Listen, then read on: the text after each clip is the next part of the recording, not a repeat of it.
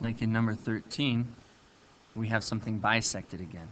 But here, it's an angle. So instead of the definition of a segment bisector, we're going to use the definition of an angle bisector.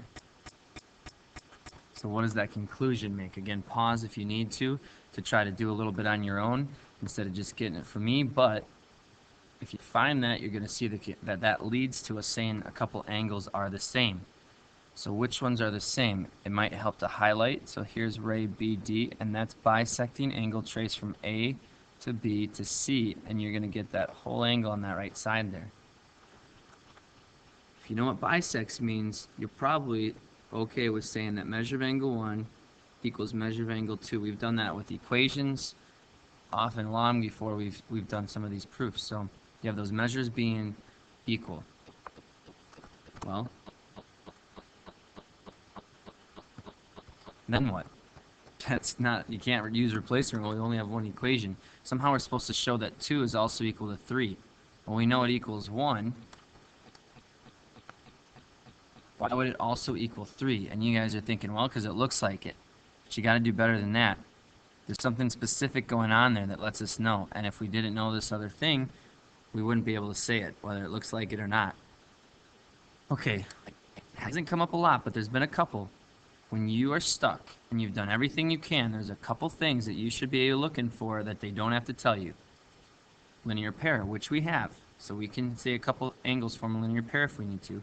The other one is vertical angles. And I think here we're going to go with vertical angles. If you wanted some time to think about that, again, pause the video. But I'm going to keep pressing on.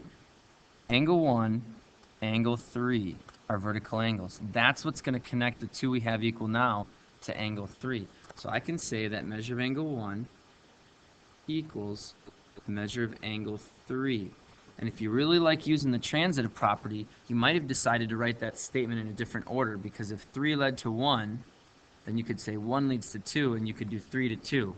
Now you'd still have to switch it, but that's kind of the way it goes. Or maybe you wanted to do 2 to 1 at the beginning. But to use the transitive property, you have to have the equations in a different order than I have them. The definition of vertical angles is what we just used, right? If we wanted to say they're congruent, we would have used the vertical angle theorem. But by definition, their measures are the same. I cannot use the transitive property because I didn't really think far enough ahead to make sure everything was in the right order. So either that or I'd have to change the order, but that's okay. We can use replacement rule and replace something. And if you're not sure which one, just pick an equation. Either equation is going to get you there. I'm going to pick the first one. I'm going to pick the second one. Maybe we could even try, so we save a step. If you pick the first one, you could replace 2 with, well, no, we could place 1 with 3. We'd have angle 3 instead of 1 equal to 2. And that would be close to what we are looking for, but, you know, it would have to be switched the order. What if we replace into the second one? Angle 1 could be replaced with 2. Leave 3 alone. Then it would already be in the same order. So that's what I'm going to choose. I'm going to take the second equation, and instead of angle 1, I'm going to replace measure of angle 1 with measure of angle 2. Because they're equal, they may replace each other, and we're going to leave 3 alone. And that's exactly what I wanted to prove, as long as I just changed that to congruent.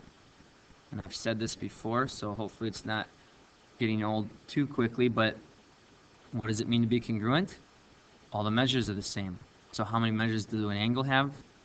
Just one. If you show that one measure the same, that's showing all the measures you need to be able to say they're congruent. That works with angles and segments. Definition of congruent angles would let us change and make that last statement to complete our proof.